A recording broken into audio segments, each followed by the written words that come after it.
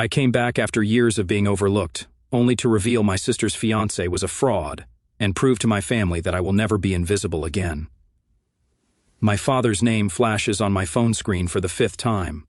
I watch it vibrate against my glass desk, the sleek surface a far cry from the scratched oak table where I did homework as a child. Outside my window, Chicago's skyline gleams in the afternoon sun, 5 stories up and 800 miles from the rancher home where I learned to make myself small. I hover my finger over ignore again. The leather chair creaks as I shift my weight. The phone falls silent. 3 seconds later, an email notification appears from Lawrence Reynolds. Subject, your sister needs you. Last chance. My stomach tightens as I open it. The words blur together except for the final line. Chloe's wedding is the most important event of her life.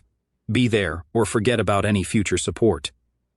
A voicemail notification pops up next. I press play and set it on speaker. Maiden, it's your father. His voice fills my apartment, commanding as ever. I don't know what game you're playing, but this has gone on long enough. Your sister's wedding is in 2 weeks, and the festivities start this weekend. If you can't put aside whatever grievance you have for Chloe's special time, then you can forget about any future support from this family. Your mother is beside herself with worry. Call me back immediately. A bitter laugh escapes my throat. I cross to the closet and pull out a framed diploma hidden behind winter coats. The golden embossing catches the light. Maiden Ann Reynolds, Bachelor of Science in Data Science, summa cum laude. 3 years collecting dust instead of hanging on my wall because old habits die hard. My phone buzzes with a text from my mother. Please call. Your father is getting impatient. I glance at the calendar on my desk. Chloe's 2-week wedding extravaganza is highlighted in angry red. 14 days of ceremonies, parties, and photo shoots for the golden child's perfect day. I tap open my banking app. $138,139 in savings. More than enough to never need their support again. They just don't know it yet. A memory surfaces, 3rd grade, clutching my report card with 5 perfect days. Mom sat at the kitchen table, nodding without looking up from her magazine. That's nice, honey. That same night, the living room erupted in cheers for Chloe's participation ribbon from the school play. Did you see how she projected her voice? She was the best one up there. Dad's face glowed with pride while I sat, invisible, on the stairs. The science fair my sophomore year. The blue ribbon I won for analyzing local water quality. The empty chairs where my parents should have been. They'd gone to Chloe's soccer game instead. She'd scored 1 goal and they talked about it for weeks. Principal Williams handed me my award. Your parents must be so proud. I nodded, the hollow feeling in my chest already familiar. Then, senior year, the thick acceptance package from the University of Chicago. My hands trembled as I read the scholarship offer. Chicago? Mom's forehead creased with concern. That's so far away. Chloe might feel inferior if you go there when she's just attending community college. Dad didn't even look up from his newspaper. We've discussed this. You're staying local. End of story. The quiet negotiation that followed, I could live in the dorms at State, just 20 minutes away, for quiet study, I'd argued. They agreed, believing I'd surrendered. 2 weeks later, I boarded a bus to Chicago with everything I owned in 2 suitcases, leaving a carefully crafted paper trail of community college. Registration and a fake dorm assignment, the calculated risk of my first real independence. Now I stand before my bathroom mirror, no longer the invisible daughter. My reflection shows someone they wouldn't recognize, confident, successful, unburdened by the need for their approval. I return to my desk and trace my fingers over my name on the diploma. Maiden Ann Reynolds, product analyst, 6-figure salary, invisible no more. My laptop screen glows as I open the airline website. My fingers move decisively across the keyboard, booking a first-class ticket home. Time they finally see me, I whisper to my reflection in the darkened screen. I pack my designer luggage with precision, tucking the diploma between layers of clothes. A gentle smile spreads across my face as I imagine their expressions when they finally learn who I've become. Have you ever had to hide your success from those who should have celebrated it most? What would you do if your family only valued you when they needed something from you? My homecoming is about to teach them a lesson they never expected. The rental car crunches over familiar gravel. I park behind a florist's van, unloading cascades of white roses. My childhood home has transformed into something from a bridal magazine, with ivory fabric swags draped across the porch railings. My mother opens the door before I knock, her hair colored a precise shade of honey blonde, not a strand out of place. Maiden, finally. Her hug feels like a performance, too stiff and too brief. Decided to support your sister, I see. Inside, the house smells of vanilla candles and fresh paint. Wedding planning has turned every surface into a staging area. My father emerges from his study, reading glasses perched on his nose. He doesn't hug me, just nods over a clipboard. Good, you're here. The programs need to be folded, and these guest welcome bags assembled. He thrusts the clipboard into my hands. Chloe needs these done by 4. I just walked in the door, Dad, and now you have something useful to do. Chloe appears at the top of the stairs, phone pressed to her ear. No, I specifically said cascading arrangement, not gathered. This is literally ruining everything. She spots me and holds up one finger in the universal sign for wait. Do you understand this is the most important day of my life? When she finally descends, she air kisses near my cheek. Matt, thank God. The caterer is threatening to quit, and Mom is useless with the seating chart. Nice to see you too, Chloe. Elliot's planning this surprise for the reception, and I need to make sure it coordinates with everything else, she continues. Elliot? I set down my bag. Her fiancé, my mother supplies. You'll meet him at dinner. He's absolutely wonderful, such a brilliant investor. Crypto millionaire, Chloe corrects, with obvious pride. Elliot Brady arrives at precisely 6:30, carrying an expensive bottle of wine and wearing a smile that doesn't quite reach his eyes. He's taller than I expected, with the kind of clean-cut handsomeness that belongs in commercials for luxury watches. The mysterious sister finally appears. He grips my hand too firmly. Chloe said you were some kind of computer genius hiding away in the big city. Product analyst, I correct. Sounds intense. He winks. I've got some friends developing an AI trading platform. Revolutionary stuff. We should talk shop sometime. During dinner, Elliot dominates with tales of crypto investments and exclusive opportunities. My father hangs on every word. So, which exchanges do you primarily trade on? I ask during a rare pause. Elliot's smile freezes momentarily. Oh, a mix. Mostly private platforms, exclusive access through my network. Fascinating. And your company's based where? We're decentralized, he replies smoothly. The beauty of blockchain, right? I've got partners in Singapore, Zurich, Dubai. My father shoots me a warning look. Maiden, not everyone wants to discuss business at dinner. Later, searching for wedding programs in my father's study, I stumble across refinancing paperwork for the house, dated 3 weeks ago. The property I grew up in, which had been nearly paid off, now carries a sizable new mortgage. Voices drift from the adjacent dining room. Lawrence, are you sure about this second mortgage? My mother's worried tone freezes me in place. That's everything for my inheritance too. Helen, Elliot has guaranteed 20% returns, minimum. But $15,000? You wouldn't understand investments like these, my father cuts her off. This is what building real wealth looks like. I lean against the wall, my analyst brain calculating risk factors, second mortgage, family savings, inheritance, all flowing toward Elliot's vague investment opportunity. He's a fraud. Aunt Helen's voice is barely above a whisper as we stand in the back garden, supposedly admiring her contributions to the wedding flowers. You see it too? I ask. She nods, her gray eyes so similar to mine, sharp with concern. Your father won't listen to me. Started talking about how I've always been jealous of his success. Mr. Wilson down the street lost $70,000 in an exclusive investment opportunity last year. She continues, sounded awfully familiar when I heard about Elliot's proposals. Maiden, a familiar voice calls from the fence line. Mr. Thomas, my old science teacher, waves. I've been following your career. That Chicago data science program you attended is one of the best in the country. I freeze. How did you... Unlike your parents, some of us actually pay attention, Anne. Aunt Helen pats my hand. For the first time since arriving, I feel seen. Dad, Mom, I think we need to talk about Elliot. We're in the living room that evening. What about him? My father doesn't look up from his newspaper. I've noticed some inconsistencies in his business claims. The way he describes his investments doesn't align with how crypto markets actually function. My mother sighs dramatically. Honestly, Maiden, you've always been jealous of your sister's happiness. This isn't about jealousy. His investment claims don't make mathematical sense. My father finally looks at me, his expression hardening. You don't understand business at this level, Maiden. Not everything fits into your little spreadsheets. The front door opens, and Chloe enters with Elliot. She immediately senses the tension. What's going on? Your sister has concerns about Elliot's business. Chloe's face crumples. Are you serious? You show up after 3 years and immediately try to ruin the only good thing in my life? Elliot places a protective arm around her. It's okay, babe. Some people just don't understand innovation.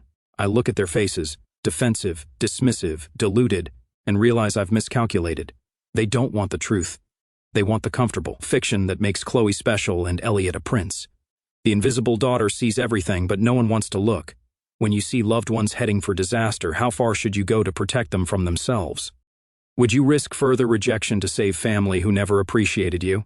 I tuck myself into the corner booth at Rosie's coffee shop, the same spot where I studied calculus during high school. The vinyl seat squeaks beneath me, familiar yet foreign now. My laptop screen glows with open tabs, business registries, investment forums, social media profiles. 3 previous identities stare back at me.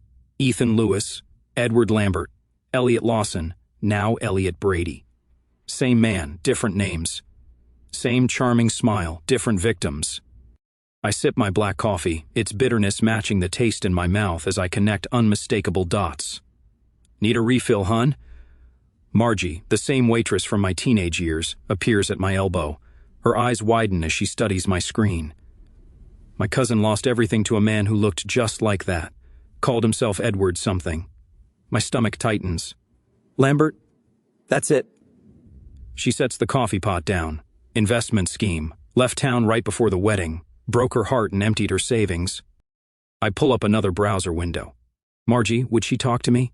A woman in her 50s sits across from me 2 hours later, hands trembling around her mug. I thought I was special, Karen whispers. He made me feel chosen. My sister thinks the same thing. Karen slides a folder across the table. Pictures, bank statements, police reports that went nowhere.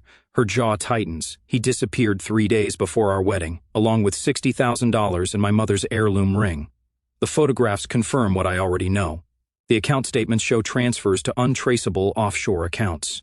The police reports detail 3 other victims with similar stories in 3 different states. I thank Karen and pack up my evidence. The wedding is 5 days away. The knot in my stomach tightens. Where have you been? My mother's voice cuts through the hallway as I step inside. The flower arrangements need checking, and Chloe's having a meltdown about the place cards. I glance at my watch, barely past noon. I was researching something important. More important than your sister's wedding? She thrusts a checklist into my hands. Your father noticed your attitude problem. He says you've barely helped at all. A familiar weight settles on my shoulders, the invisible daughter, now visible only for criticism. I find Chloe in the dining room, surrounded by sample table settings and crumpled tissues. The calligrapher messed up the font. She glares at me through mascara-smudged eyes. Where were you? I've been texting for hours. I check my phone. 3 texts, the first sent 40 minutes ago. You've always done this, Chloe sniffles dramatically. Disappearing when you're needed, then showing up to overshadow me.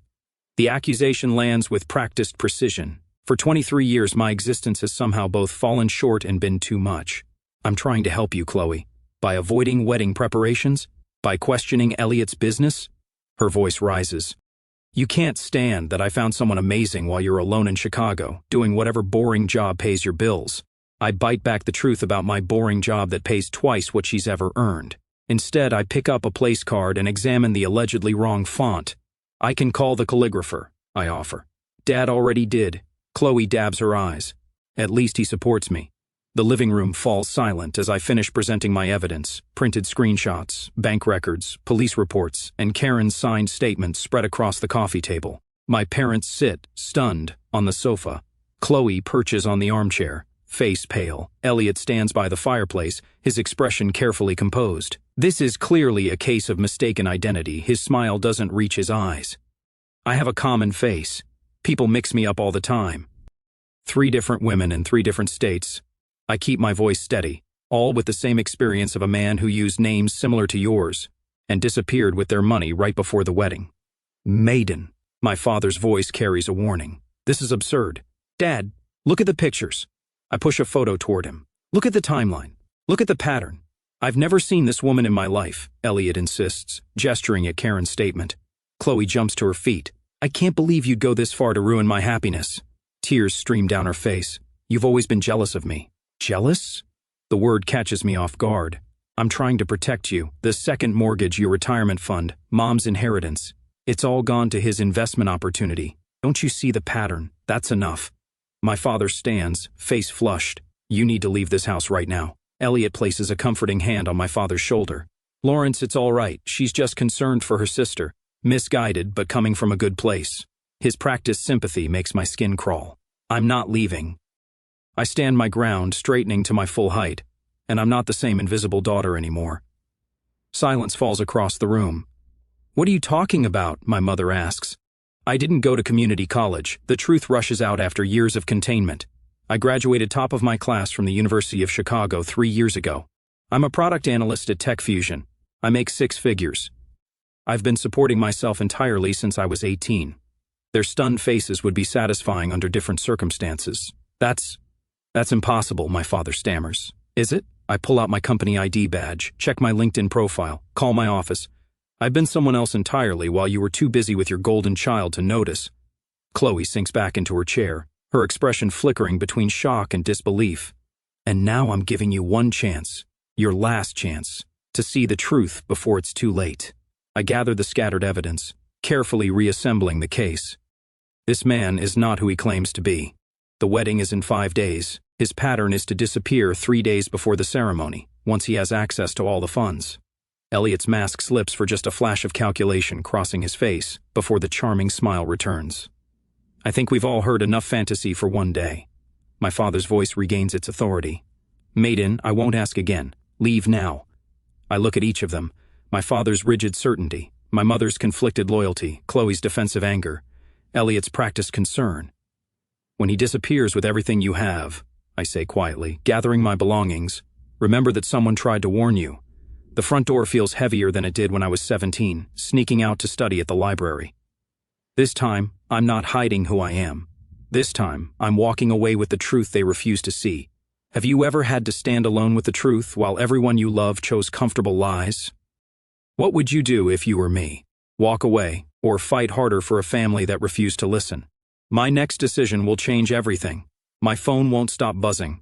I set it face down on my kitchen counter and pour another cup of coffee, watching the steam rise in the morning light of my Chicago apartment. 2 days before Chloe's wedding, and the notifications have evolved from demanding to desperate. I flip the phone over. 17 missed calls, 23 text messages, 5 voicemails. The first voicemail plays on speaker. Maiden, he's gone. My father's voice cracks, a sound I've never heard before. Elliot disappeared last night. Call us back. The accounts are empty, everything, even your mother's retirement fund. His commanding tone has vanished, replaced by something hollow. The third voicemail catches me off guard. The police said without a written contract. There's little they can do. My mother's voice trembles. They called it a civil matter. Please, Maddie, we need you to come home. She hasn't called me Maddie since I was 10. Chloe's text glows on the screen. You were right. I didn't listen. Please help us. I trace my finger around the rim of my coffee mug. From my 15th floor window, Lake Michigan stretches blue and boundless. 15 stories up and a lifetime away from the family that only sees me when disaster strikes. My mentor, Vivian, answers on the second ring. You sound troubled, she says instead of hello. They finally believe me about Elliot, I tell her, now that he's gone with their money. And they want my help. Yes. Vivian's silence holds 2 years of wisdom. She helped me build my career when my own parents couldn't be bothered to attend my graduation. What are you considering? She finally asks. I press my forehead against the cool glass of my window. I haven't decided yet. Boundaries aren't walls, Maiden. They're doors you control. After we hang up, I book a flight home for the 2nd time this month. The difference this time, I pack only enough clothes for 3 days. The wedding tent stands half dismantled in the backyard when my cab pulls up, white chairs stacked against the fence. The elaborate flower arrangements, now wilting, still adorn the porch rails. My mother opens the door before I knock, her makeup-free face aged 5 years in 2 days. You came. Her arms hover for a hug I don't step into. My father paces the living room, phone pressed to his ear. He hangs up when he sees me, his eyes flicking to my designer handbag, the watch on my wrist. We thought perhaps you might be able to help with, he clears his throat, financial assistance until we sort this out. What will the Hendersons think? My mother wrings her hands. And the country club board. Your father is treasurer. Chloe sits curled on the couch, wearing sweatpants and one of my old high school t-shirts she must have found in my former bedroom. Her eyes are swollen. If you had been more supportive from the beginning, I might have listened. Her voice lacks its usual edge, but the blame lands familiar nonetheless. You were always so negative about him. I set my handbag on the coffee table and unbutton my coat. The living room feels smaller than I remember, the walls still displaying Chloe's dance trophies and not a single one of my academic achievements. I can help with some things, I say, my voice steady. Not all. My father straightens. Now, Maydeen, as your father, I can help you file police reports properly. I can contact my colleague who specializes in financial fraud recovery. I can connect you with a lawyer who handles cases like this. I tick the points off on my fingers. I cannot replace the money you lost. The silence stretches taut between us. But, my mother starts. I earn 6 figures. I have substantial savings, and I will not sacrifice my financial security to rescue you from a situation I explicitly warned you about. My father's face reddens. This family has supported you your entire life. A laugh escapes me, short and unexpected. Did you? When we put a roof over your head, food on the table, that's the legal minimum, Dad. Chloe uncurls from the couch. So you're just going to abandon us after being right? Is that what matters to you, being right? I meet her gaze steadily. What matters to me is being respected, being heard. I exhale slowly. You need me now, but you've never wanted me. There's a difference. My mother collapses into a chair. How can you be so cold? I learn from experts. The words slip out before I can catch them. For the first time, they all truly look at me, not through me or past me. They see the woman who built herself without their notice, who succeeded without their approval. These are my boundaries, I say quietly. I will help you navigate this legally. I will stay 3 days. I will not empty my savings account or co-sign loans. Those are my terms. My father starts to speak, stops, then tries again. When did you become this person? When you weren't looking. Is it our obligation to help family when they've treated us poorly, or is setting boundaries an act of self-respect? What conditions would you set before helping those who only turn to you in crisis? My father paces the living room, each heavy footfall drumming his authority into the floorboards I once tiptoed across. As head of this family, I've always made decisions with everyone's best interests at heart. He stops, squaring his shoulders toward me. This situation requires a united front. I sit, perched on the edge of the same armchair where I'd curl up with books as a child, trying to disappear. Not anymore. My mother wrings her hands, her wedding ring clicking against her knuckles. Blood is thicker than water, Maiden. Surely you understand that now. The familiar weight of their expectations presses down. I straighten my spine. You've always thought you were better. Chloe's voice cracks. Her mascara-streaked face bears little resemblance to the beaming bride-to-be from the wedding invitations, still scattered across the coffee table. Perfect maiden with her fancy job and big city life. I check my watch. They've been at this for 27 minutes. The coordinated pressure, the guilt, the attempt to make me fold like the paper dolls Chloe and I once played with. She got the pretty dresses, I got the torn scraps. When I was 8, I say, voice steady, I won the district spelling bee. You told me you couldn't come because Dad had an important meeting. My father's mouth opens. I raise my hand. I saw you both at Friendly's afterward with Chloe, celebrating her participation ribbon from field day. The silence hangs thick as summer heat. 10th grade, my science project on agricultural runoff won state recognition. The ceremony was the same night as Chloe's choir concert, where she sang in the back row. You chose the concert. My mother's gaze drops to her lap.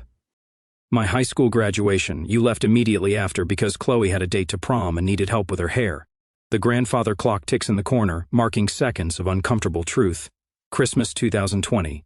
I got you each thoughtful gifts based on conversations we'd had that year. You gave me a generic gift card with the wrong name on it. The front door opens with a familiar creak. Aunt Helen stands framed in the doorway, clutching her purse like a shield. I saw it all. Her voice wavers but holds. Every recital you missed, every achievement you downplayed.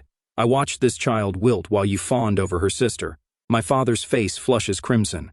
This is family business, Helen. I am family, my aunt says. Someone in this room needs to acknowledge what happened in this house. I rise from the chair, my full height suddenly apparent in this room where I spent so many years trying to shrink myself. I'll help with the house. My voice fills the space I never claimed before. I'll cover the second mortgage. I'll arrange for the credit card debt to be consolidated. Their faces flash with relief, quickly hidden. But I won't help with your reputation. I won't pretend Chloe wasn't scammed by a man any decent background check would have flagged. I won't lie to the neighbors about where the money went. I meet each of their eyes in turn. I won't attend any community functions where you parade me around as the dutiful daughter who swooped in to save the day. My father's jaw clenches. You don't get to dictate terms in my house.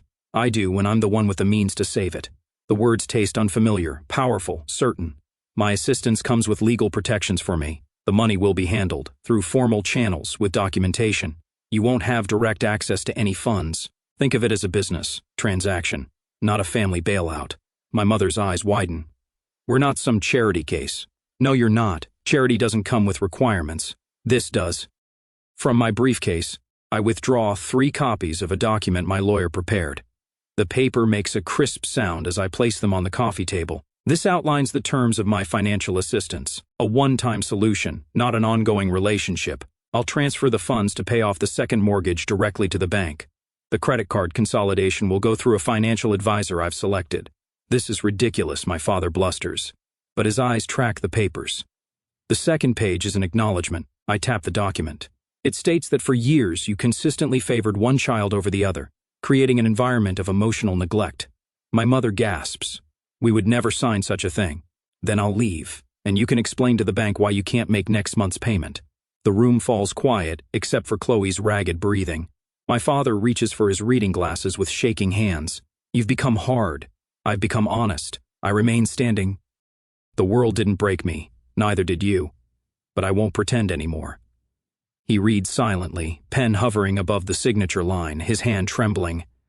Your mother and I did our best. Your best was deeply unequal. The words emerge without anger, just truth. 10 minutes later, all 3 signatures mark the page. I text my financial advisor to proceed with the arrangements we discussed. I pull out my phone and make a call. Miss Winters? We're proceeding with Plan A. Yes, the full arrangement. The documentation has been signed. You'll receive copies within the hour. I turn to my family. Rachel Winters is a certified financial advisor who specializes in family debt restructuring. She'll contact you tomorrow to begin the process. Everything will go through her, not me. My father opens his mouth to object. This isn't negotiable, I say. She'll ensure the mortgage gets paid and creditors are handled properly. The money never touches your accounts directly. I gather my things without rush or ceremony. No tearful embraces, no promises to call soon. I hope you find peace with your choices. I straighten my jacket, check that I have everything. Aunt Helen follows me onto the porch. Will you be all right? The afternoon sun warms my face as I look at the street where I once waited for a school bus, dreaming of escape. I already am. I walk to my rental car, back straight, steps measured. The rearview mirror shows the house growing smaller, but I don't look back. Some bridges can't be rebuilt, some shouldn't be. Sunlight streams through the bay windows of my home office, casting golden red rectangles across the maple desk where I've arranged my life in neat, purposeful rows. My Chicago apartment is gone, traded for this craftsman bungalow with its solid bones and history. 1 year since I walked away from the Reynolds family drama, the diploma now hangs centered on the wall. Maiden Ann Reynolds, Bachelor of Science in Data Science, summa cum laude, no longer hidden behind winter coats, no longer secret. My laptop chimes with an incoming video call from Layla, the 3rd student in my mentorship program for first-generation college women. Her face appears, bright with news about a scholarship interview. I used that preparation technique you taught me, she says, tucking her dark hair behind her ear. When they asked why I deserved it more than others, I didn't apologize or minimize. I told them exactly what I'd accomplish with it. I lean forward. Her smile breaks wide. They called an hour ago. I got it. You earned it. I correct her gently. There's a difference. After the call, I step into my backyard garden. Spring has coaxed the first green shoots from soil I've amended and nurtured through seasons of patience. My fingers brush the tender leaves of tomato seedlings. These will grow strong, unlike the withered roots I left behind. The letter from my therapist, Dr. Chen, sits on the patio table. 1 year of weekly sessions documented in her precise handwriting. Patient demonstrates significant progress in establishing healthy boundaries and recognizing her inherent value separate from family validation. Wednesday afternoons still belong to the community center, where I teach financial literacy to young women. Last week, Tanya, a quick-witted 17-year-old with a spark that reminds me of myself, spotted the warning signs in a pyramid scheme targeting her mother. I showed her the numbers don't add up, she told me, spine straightening. My phone buzzes with Aunt Helen's monthly update. I scan the text, Dad and Mom still struggling to refinance the house. Chloe working part-time at the local bank, attending therapy twice a month. No mention of attempts to contact me directly. The boundary holds firm on both sides. The garden timer chimes. Time to prepare for tonight. The community center auditorium fills with steady applause as I walk toward the podium. The mentorship program I founded has been recognized for its impact on first-generation college students. The award feels substantial in my hands. glass and metal catching the light, solid and real. I scan the crowd as I speak. No empty chairs where parents should sit.